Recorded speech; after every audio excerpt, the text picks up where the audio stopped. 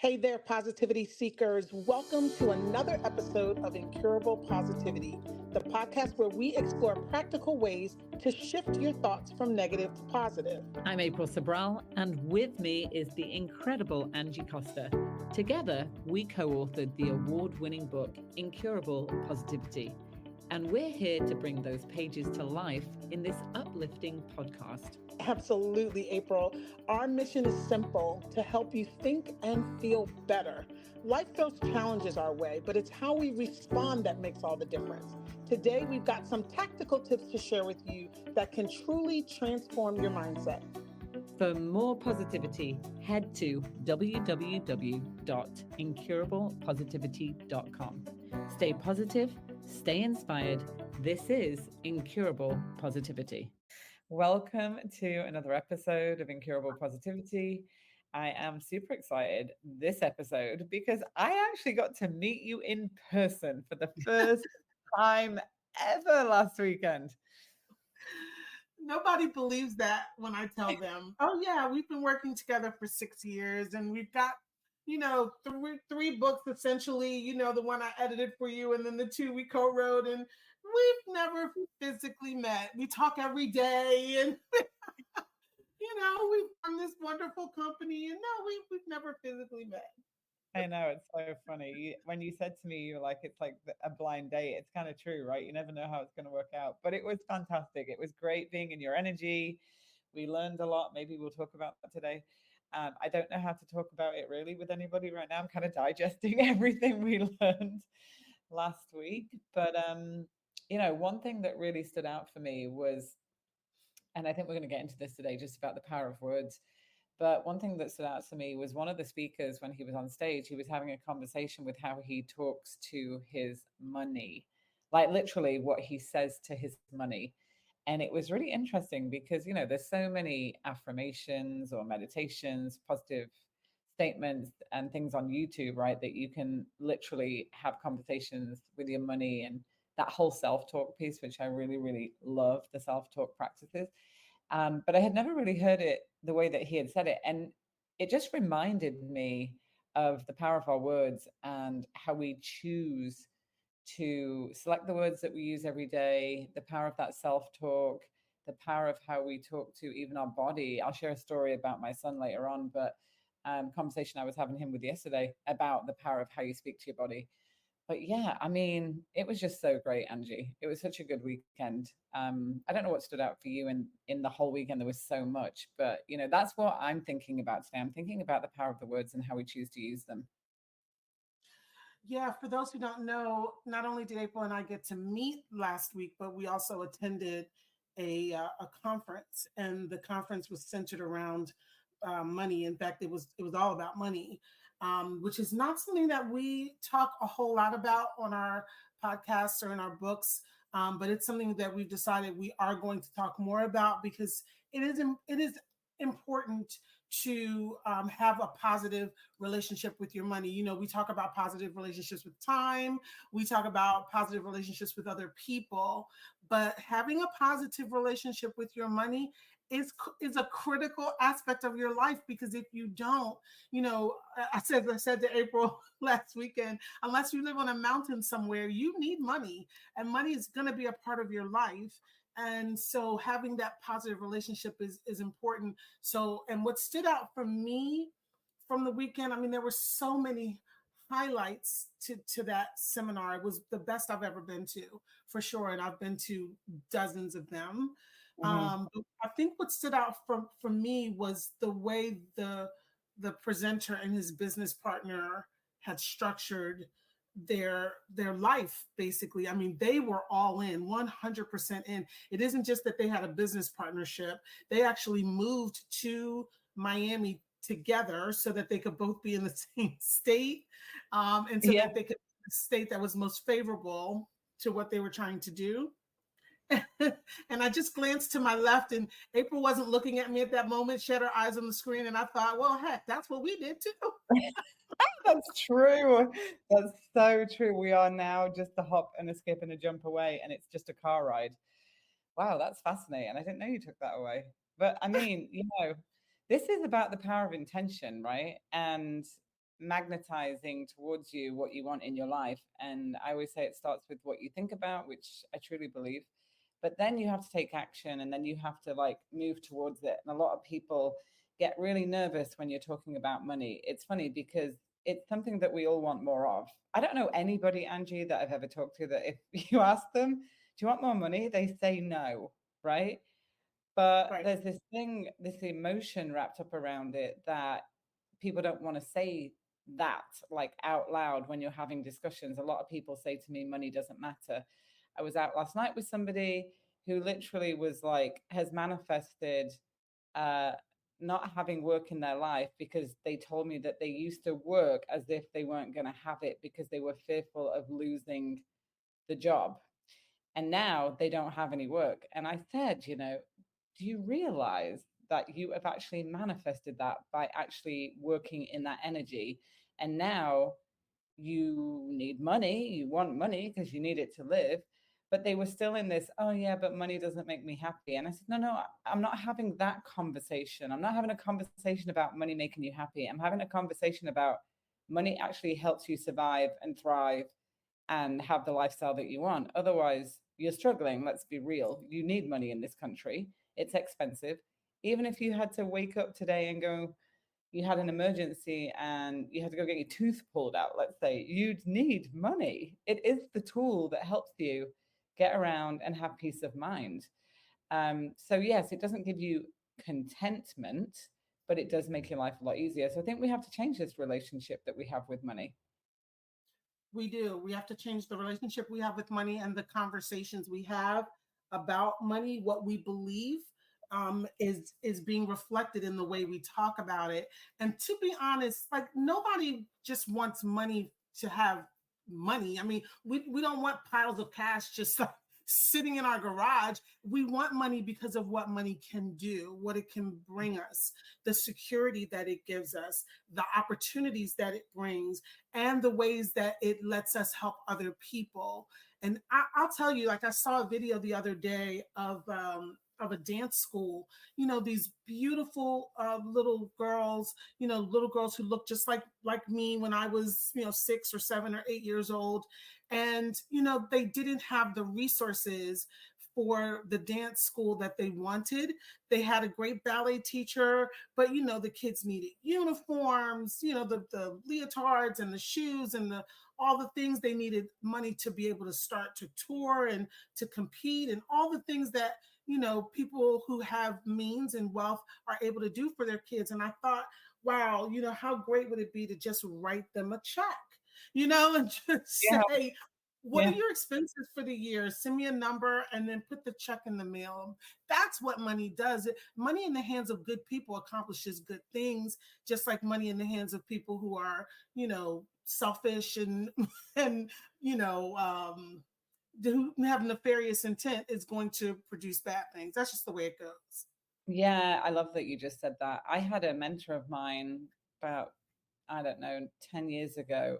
I'll never forget this conversation. I was on a John Maxwell call with Paul, the president at the time, and we were having a conversation like this, and he corrected me and he said, don't ever say that money doesn't matter, because don't you think that if you had more money, you'd do the right thing with it because you're a good person? And I said, actually, yeah.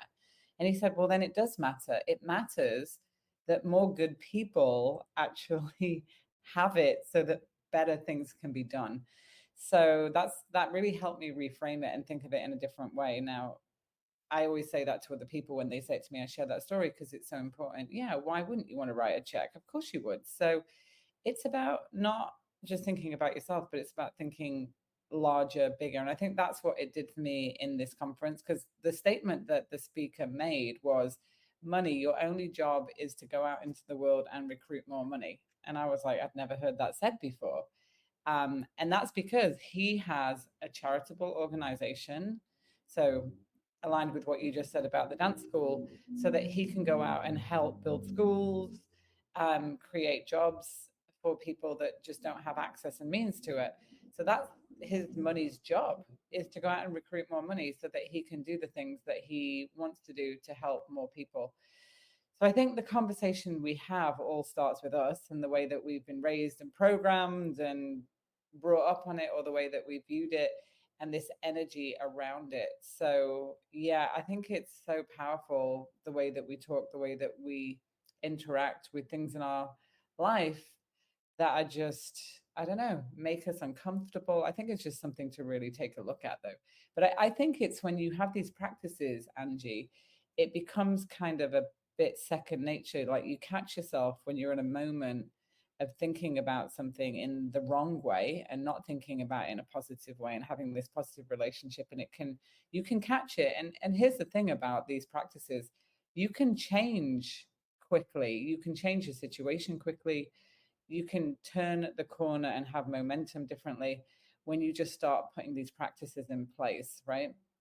Of how you I, think about things and how your self-talk is. yeah, I agree 100%. And I want to tell you one other moment that stood out to me. Um, and it was almost as if he was speaking directly to me. Obviously, there were hundreds of people in that room, but when my kids and I are out, we're just out doing our thing. I remember one specific time when we thought, let's just go get some smoothies. So we went to a smoothie place, and the woman at the register was so delightful. I mean, she was absolutely vivacious. Her customer service was stellar. She had a great attitude. She was personable and friendly. And I said, boy, I said, one day I'm going to come back and hire you. And Mm-hmm. joke, like whenever we were out and somebody was just outstanding and exceptional, I would say, I'm going to come back and hire you. Well, this guy actually did that. Like his whole staff, they were people that he met somewhere, or somebody that was helping him in another area, and he just hired them.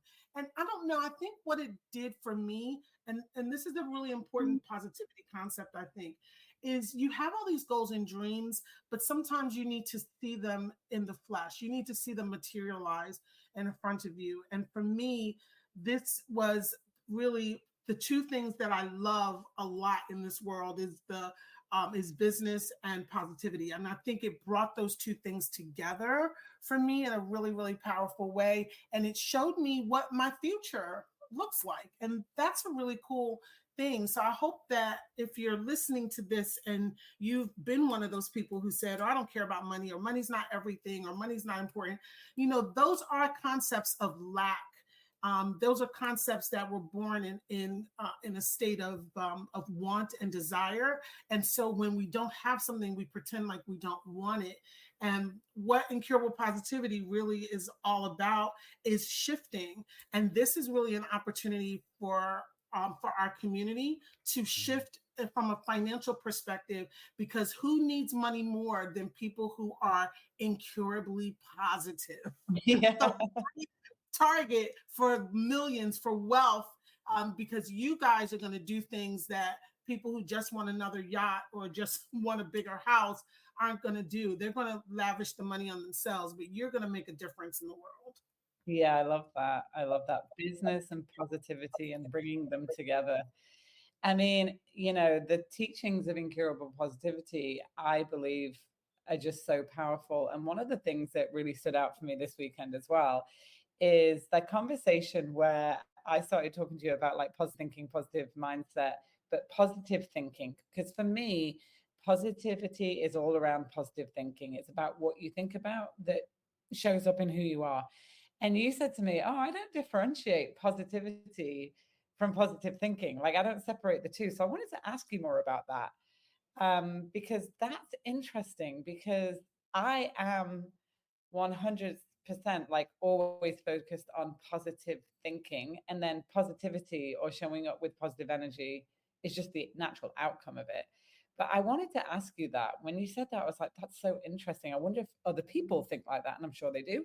So where does that thought process come from, like positive thinking and positivity, like you don't differentiate it? Yeah, I didn't realize it until you said it. It really opened my eyes that I had always I mean, obviously they're connected, but I had always equated them. That you if you think positively, or positive thinking produces positivity, but you have to do one before the other. I mean, you have to do the positive thinking in order to create the atmosphere of positivity, and the general mindset of positivity. So it was a little bit of a shakeup for me to see them as different. I hadn't seen them that way before. Well, because that's interesting, because I think of positive thinking as the skill.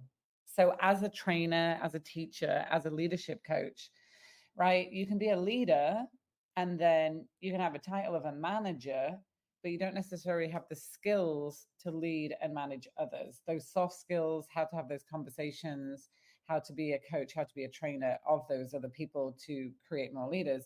That's the skill piece of it. So, that's where, when you think about positivity, it is the skill, the thinking is the skill piece of becoming a positive person. And that's why I always start there, Angie, because I think, it's the self-talk. And that's what I loved about what he said on stage when he said, money, your only job is to go out and recruit more money so that we can do better things in the world. That is a thought that manifested out loud into a conversation that then manifested into his money having a job and then going out and recruiting more and bringing it back. Obviously, he's got structures in place. He's using the system. He knows he's learned that skill. He's built that skill. But in life, we always talk about, building skill. And that's what we went to do this weekend. We went to learn how to structure our money in ways that we can use our money to make more money, because that is a skill. But nobody ever really if you just think about positive thoughts and just thinking for a moment, thinking is a skill that when we learn to master that skill, it changes our lives, like literally changes our lives. And we start to manifest, attract, and get the things that are going to make our lives better. But also we have this ability every day because it's free. This is the thing about positive thinking that I think is so fascinating. It's free. Like if you had to show up every day and you paid somebody like a trainer, right? Like in the gym, to literally put all your thoughts down on paper and then have to start rewriting them to be positive ones, you would probably take it more seriously. But because it's something that we just have and it's not something that we pay attention to, and when you start doing this work, you do, because you start becoming way more aware, right? And of what you're feeling, which leads you back to your thought. um then you start to really, really practice it. But I am such a big one on the skill of positivity. And I think it does start with the positive thoughts. And so that just leads me down to a conversation I had with my son yesterday, which was really fascinating. We'll get there. But I mean, I just look at it like the skill of positivity. No, I think you're absolutely right. It was just like I said, an eye opener for me, um, because it is a skill that you apply to all the different areas of your life.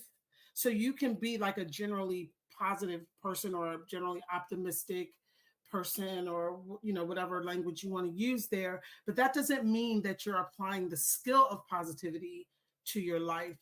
There still can be areas like your money, for example, where you are decidedly not positive, where your mindset is rather negative, or at least a little pessimistic, or a little distant, or a little aloof, maybe. I certainly have been there, at times in my life. So yeah, positivity is like that overlay that you place on everything. So it's your health, it's your money, it's your relationships, it's all these different areas where you can do like a little check and say, hey, am I applying the skill of positivity to that particular area? Yeah, exactly. And so that's, I think we can all get better at that every day because our minds just wander all the time. And yeah, I just think it's super powerful. Yesterday, and I'll share this story. Yesterday, my son, messaged me, which was really great because, when you hear from your 20-year-old, you're like jumping up and down these days. They don't contact you. So And true. yeah, and so anyway, he called me. He was having an issue with his tooth, blah blah blah. We're having this conversation about it, and he was at the dentist and everything. And then afterwards, this was really cool. This is the power of this kind of training. I said, hey, it was really good talking to you. I said, hey, I sent him a text message literally saying this. Hey, use your mind and talk to your mouth. Thank it for being healthy and strong. wisdom teeth hold your mouth together when we age. And he wrote back and he goes, yeah, I was thinking about it because, we're growing. And he goes, yeah, actually, I've been praying a lot lately in the last week. I have to tell you that. And I was like, huh, you know, you know, that's so powerful because faith is the power in something, to believe in unwavering that we believe in something, right? That's what faith is. And that's what positive thinking is. And we talk about that in the book, about how we only pray or believe in something when everything hits the fan, everything goes wrong, and then we start pulling out the positive thinking or the positive affirmations or the prayer or the faith, the belief after the fact when things go wrong. But that's why I'm such an advocate for doing it all the time as a practice every day, because then hopefully you things won't go as wrong as what they could do.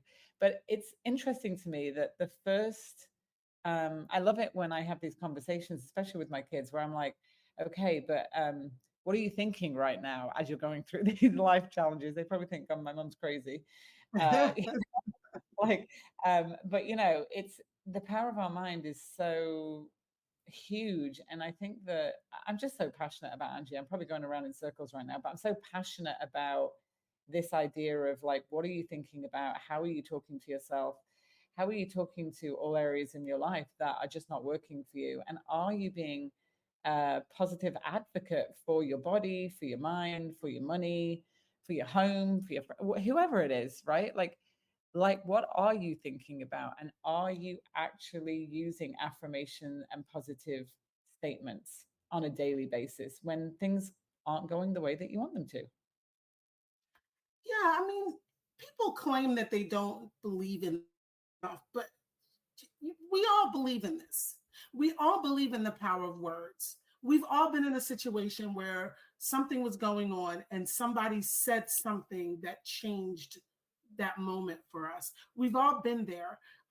We certainly believe in the power of words in romance, because when someone says, I love you, or you're beautiful, or you mean the world to me, or I want to spend the rest of my life with you, that has an impact on us. That certainly changes where we Mhm. are. So there are places in our lives where we've proven that words matter, that words are incredibly powerful, and that they can change and shape what's going on inside of our minds. So really, it's just a matter of taking what you already know and believe and have done, and expanding your world, expanding your understanding, expanding your ability to accept that you are more powerful than you thought. And I think I could be wrong about this, but I think the reason more people don't do this is because the moment you accept that it is you, like you are in control of your world, once you accept that, then that brings about a responsibility. It takes away all the Mm. excuses that we've Yeah. used for years and years and years. And now we actually have to get after it. And I think that's what happened for us this weekend.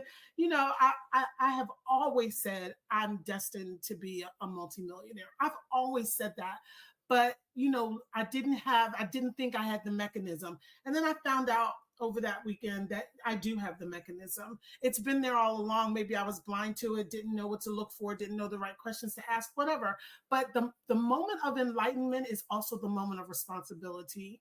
And you can no longer hide in the shadows and say, oh, well, I don't know. And maybe, no, now it's time to actually be the person that you always wanted to be and do the things you've always wanted to do. So that's what I hope everyone takes away from this conversation, is that you are so powerful. You are so powerful. There's so much in you already. I mean, of course we'll grow and learn and all of that, but just where you stand right now, you are powerful. You are powerful. It's so good. And I think you just have to know where you want to go. I mean, you just shared that you always have it in you. You're destined to be a multimillionaire business owner and woman, and you have this feeling inside of you, right? You know that you're destined for this, and it's not going to happen overnight. Like everybody's told this story of like, oh yeah, just do this on TikTok, and then this will happen overnight, and then we get frustrated because it doesn't. It's a journey, it's a pathway, but you have to be willing to take the steps. And I don't believe you have things inside of you to frustrate you. That's another thing I would say. If you have a dream inside of you, don't let it frustrate you. Go after it and like get around the like-minded people, and learn those skills, right? That will help you get there. And that's what we were doing this weekend. And so I really hope, yeah, anybody listening to this is inspired and takes on that full responsibility. But you hit something on the head right there of like enlightenment means you have to take full accountability, full responsibility for your life. And like even this morning, with my daughter, she's like, oh, maybe I'm just not supposed to come to the States because she didn't get on the flight this morning, because things just need to get resolved with her passports and stuff.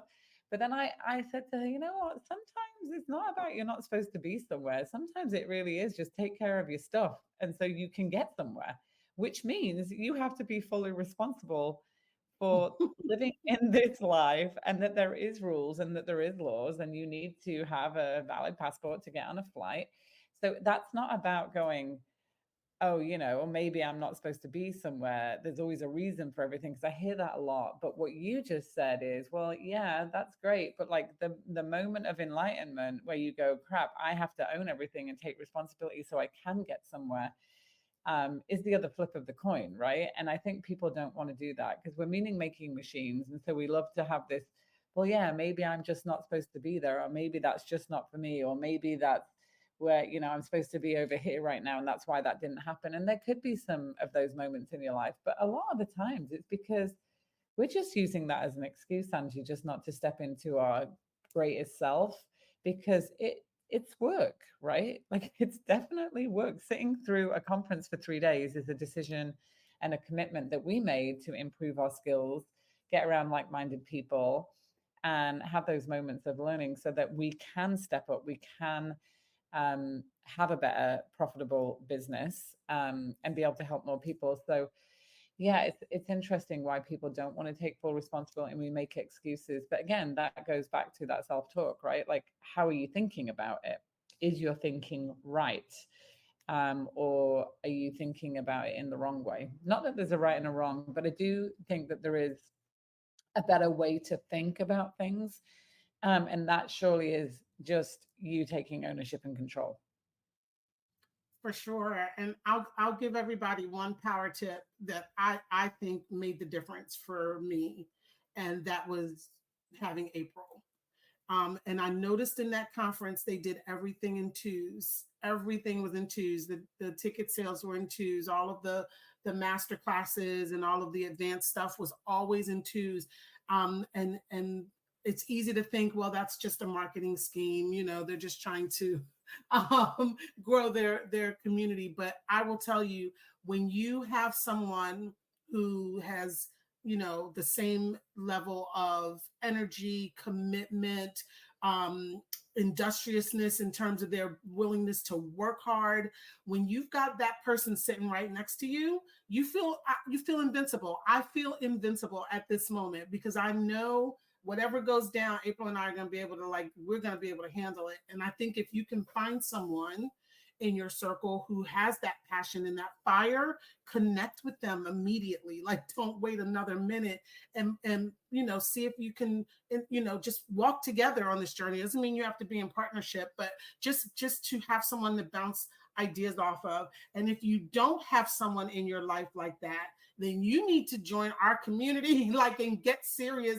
about being a part of the Incurable Positivity group, because we will be that for you. We are willing to invest that kind of time and energy into making sure that you always know who you are and how powerful you are. Yeah, I love that. And I love that, the power of twos. Yeah, we had our little corner this weekend, and then we would come home and then discuss it and be like, okay, how are we going to apply this? And stay up way too late. Yeah, yeah, so we're doing. But I mean, that matters, Angie, that you have that partner, and as a twin, I came into the world in partnership of two. I actually thought about Yes. that afterwards when Yeah. you pointed that out this weekend, that everything is in twos. And so I'm naturally wired to be in that partnership, which is a gift that I was given, born as a twin. And so I really, when I get locked into my relationships with people that are like-minded on that same level with that same drive, I think you said industrious. I haven't heard that word before. I love it.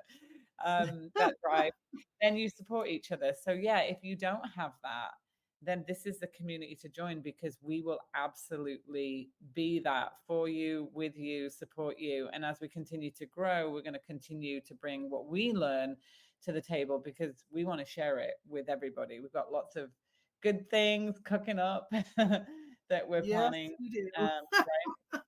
Yeah. And I'm just really excited to see what the future holds. And I'm so happy that we got that time this weekend. So any last thoughts before we start wrapping up this episode? Well, I just want to remind everyone that incurablepositivity.com is live and active. There's some really incredible merch. April gifted me with some merch this weekend that I wasn't expecting.